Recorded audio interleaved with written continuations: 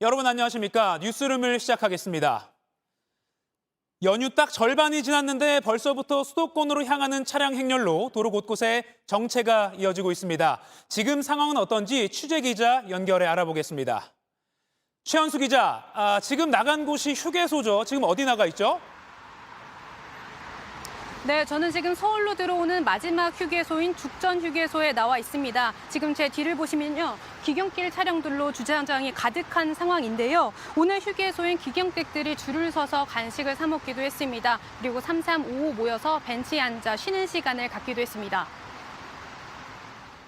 지금 여기까지 오는데 한 4시간 정도 걸린 것 같습니다. 차가 좀 많이 막히더라고요. 네, 연휴 전부터 휴게소 음식이 너무 비싸다 이런 지적이 있었고 그래서 일부 음식 가격을 낮췄다 이런 소식도 있었는데 지금 현장에서 보기엔 좀 어떻습니까?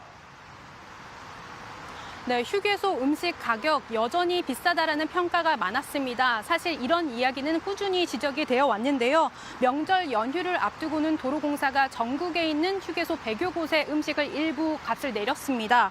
그래도 크게 체감할 수준은 아니었습니다. 한 이 정도 양이면 4,000원, 5,000원 정도 하지 않을까 싶긴 한데 좀 비싼 것 같긴 해요. 네, 그럼 지금 이 시각 도로 상황도 좀 전해주시죠.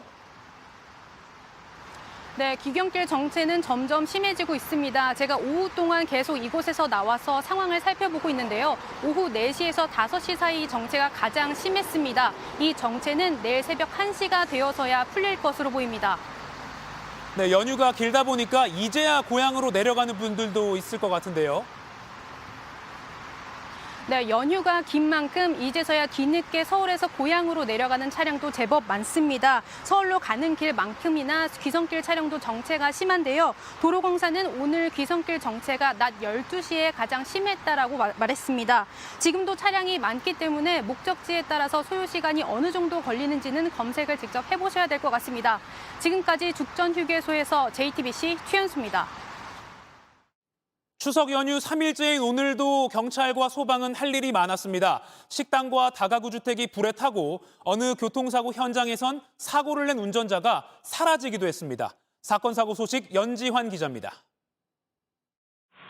불꽃이 번쩍이고 검은 연기가 계속해서 뿜어져 나옵니다. 소방대원들은 쉬지 않고 물을 뿌립니다. 오늘 새벽 2시쯤 서울 마장시장 한 고깃집에서 불이 났습니다. 불길은 건물 외벽을 따라 번지며 시장 이곳저곳을 태웠습니다. 소방대원 85명이 출동해 불은 1시간 20분 만에 꺼졌습니다. 다친 사람은 없었습니다. 소방당국은 몰려있는 실외기에서 불이 난 걸로 보고 조사 중입니다. 문틈 사이로 연기가 피어오르고 산소통을 짊어진 소방대원들이 건물 안으로 들어갑니다. 오늘 새벽 1시쯤 서울 구산동 한 다가구 주택에서 불이 나 다친 사람 없이 20분 만에 꺼졌습니다. 소방당국은 지하층 싱크대 쪽에서 불이 난 것으로 보고 있습니다. 불기둥이 차량을 집어삼켰습니다. 새벽 1시 36분쯤 전남 장성군 국도에서 SUV 차량과 승용차가 충돌했습니다. 충격으로 불이 났고 SUV는 완전히 탔습니다. 그런데 SUV 차량 운전자가 현장에서 사라졌습니다. 운전자는 저희가 발견을 못했고 나중에 경찰에서 찾은 걸로 알고 경찰은 사라진 운전자 음주운전 여부 등을 확인하고 있습니다. 오늘 자정을 조금 넘긴 시각 경남 진주시 진성면 비닐하우스에서 원인 모를 불이 났습니다. 한 개동이 모두 탔고 안에 있던 50대 남성이 숨진 채 발견됐습니다. JTBC 연지환입니다. 이번 추석 연휴는 대체 휴일과 개천절까지 더해져서 평년보다 길죠. 그만큼 병원도 약국도 오래 쉬는 곳이 많아서 갑자기 아프면 당황스러울 수밖에 없는데요. 이럴 때 어떻게 해야 할지 또 어떤 질환을 특히 조심해야 될지 지금 전해드린 내용 잘 기억해 두시면 좋겠습니다. 박소연 기자입니다. 매년 추석 연휴 기간엔 응급실을 찾는 환자가 평소보다 2배 가까이 늘어납니다. 주요 질환은 화상과 두드러기, 장염 등이었습니다. 명절 음식을 먹고 탈이 나거나 준비 없이 성묘와 나들이를 가다가 발생하는 겁니다. 올해는 1년 넘게 유행 중인 독감도 조심해야 합니다. 최근 환자 1,000명 가운데 독감 환자가 13.1명으로 전주보다 2.1명 늘었습니다. 연휴 기간 갑자기 병원이나 약국 갈 일이 생기면 이곳에 문의하면 됩니다. 응급 상황에는 119, 병원이나 약국을 알아볼 때는 129와 120입니다. 안녕하세요. 힘이 되는 129 보건복지 상담센터입니다. 추석 연휴 기간 하루 평균 만여 곳의 병의원과 약국이 문을 엽니다. 응급의료 포털에서 주소와 이용 날짜를 검색하면 찾을 수 있습니다. 다만 임시 공휴일로 지정된 오는 2일을 포함한 추석 연휴에는 진료비 가산 제도가 적용됩니다. 평소보다 30에서 50% 비용을 더 내야 합니다. 코로나19는 여전히 대비해야 합니다. 질병관리청은 코로나에 확진되면 외출과 친족 모임을 자제하고 5일 동안 격리할 것을 권고했습니다. JTBC 박소연입니다.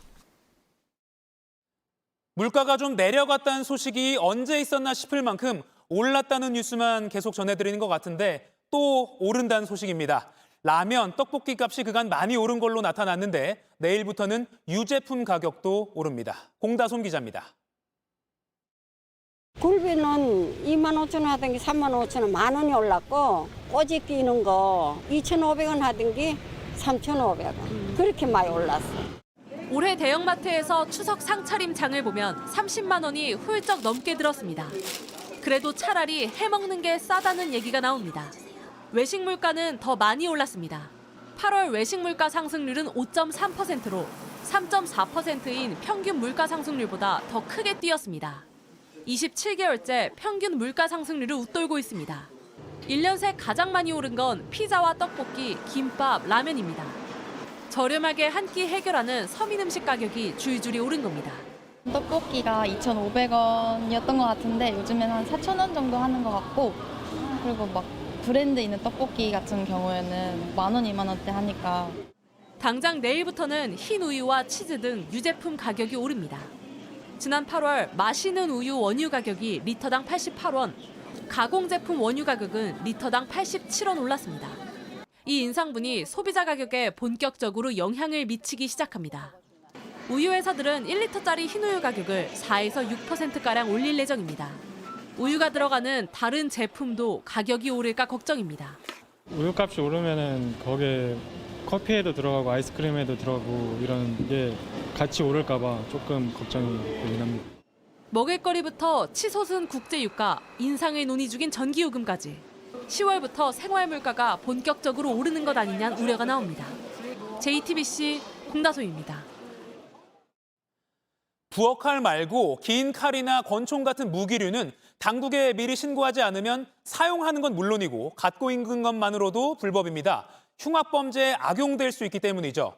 그런데 지난 4년간 전국에서 이렇게 신고도 없이 무기를 몰래 갖고 있다가 적발된 건수가 17,000건이 넘는 것으로 드러났습니다. 하혜빈 기자입니다.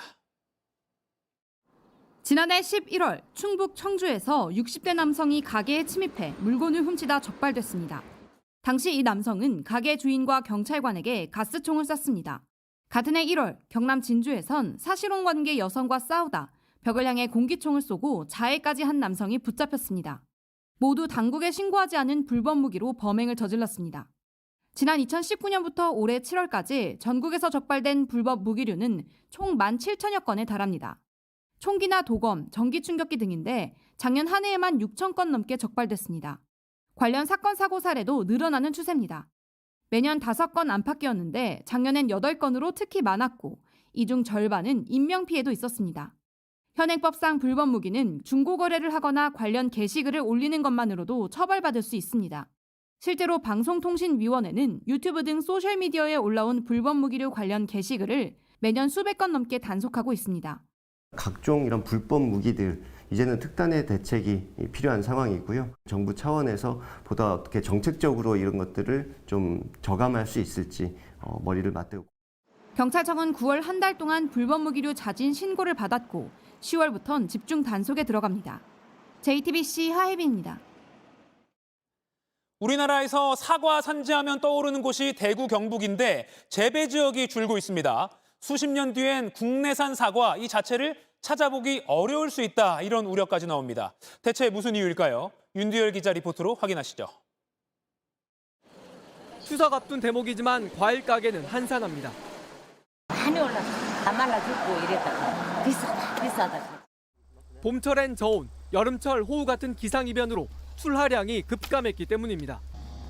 기상이변은 가격뿐 아니라 재배 면적도 바꿔놨습니다. 사과 최대 주산지인 대구 경북 재배 면적은 지난 30년 동안 44% 줄었습니다. 거의 반토막 났습니다. 북쪽 강원도 재배 면적은 같은 기간 3.5배 늘었습니다. 앞으로 50년 지나면 강원도 일부 지역에서만 키울 수 있을 거란 연구 결과도 나왔습니다. 사과가 국내에서 재배가 안 된다면 수입을 해야 될 상황이 오겠죠. 평균 기온이 오르면 농민들 품도 더 많이 들어갑니다. 30도가 넘어가면 열 때문에 사과가 잘 빨개지지 않습니다. 주변 잎을 따고 골고루 빛만 받을 수 있게 해야 합니다. 잎 쏟고 과돌리기, 반사필름 피기가 굉장히 번거롭고 노동도 많이 들어가는 그런 작업입니다. 상품 가치를 유지하는 게 어려워지자 아예 다른 방법을 찾았습니다. 보시는 것처럼 빨간 사과인 홍로가 열려 있는데요. 조만간 이 나무 다 뽑고 이 노란 사과인 골든볼 사과나무를 심을 예정입니다. 남쪽인 경북 지역은 빨간 사과를 포기하고 노란 사과를 심기 시작했습니다. 10년 전하고 비교하면은 삭색 들이는 데만 지금 한 3.3시간 정도가 지금 더 시간이 더 소요된다고 합니다. 삭색 관리가 필요 없는 노란 사과를. 빨간 사과 재배지는 서늘한 북쪽으로 점점 올라가고 있습니다. 기후변화 때문에 지역을 대표하는 사과 색깔도 바뀌고 있습니다. JTBC 윤두열입니다. 미국 뉴욕이 물에 잠겼습니다. 일부 지역에는 불과 3시간 동안 한 달치 비가 쏟아졌는데요. 도시 곳곳이 마비되자 뉴욕시는 결국 비상사태를 선포했습니다. 홍지은 특파원입니다. 지하철역 천장에서 강한 물줄기가 폭포처럼 쏟아집니다. 물에 잠긴 도로 위엔 쓰레기가 떠다니고 차 절반이 물에 잠겨 오도 가도 못하는 운전자는 간신히 몸만 빠져나옵니다. 버스와 지하철 운행이 중단됐고 라과디아 공항 일부가 임시 폐쇄됐습니다. 뉴욕시 전역에 최대 150mm 상당의 폭우가 퍼부었습니다. Wow, this is unbelievable. I never seen this situation happen and this is crazy. I don't know how they're going to get this water up. 브루클린 지역은 한 달치 강수량인 100mm가 넘는 비가 불과 3시간 만에 쏟아졌습니다. 100년 만에 내린 기록적인 폭우입니다. 맨해튼 중심지인 센트럴파크는 자정부터 이날 오전 11시까지 127mm 강수량을 기록했습니다. 2년 전 뉴욕 일대에 큰 피해를 준 허리케인 아이다 이후 최고 수치입니다. 뉴욕시는 비상사태를 선포했습니다. If you are home, stay home. If you are at work or school, shelter in place for now. 다행히 아직까지 인명피해는 보고되지 않았습니다. 다만 뉴욕 당국은 내일까지 비가 예보된 만큼 각별한 주의를 해달라고 시민들에게 거듭 당부하고 있습니다. 또 이번 폭우가 기후변화에 따른 결과라고 분석했습니다. 로스앤젤레스에서 JTBC 홍지은입니다.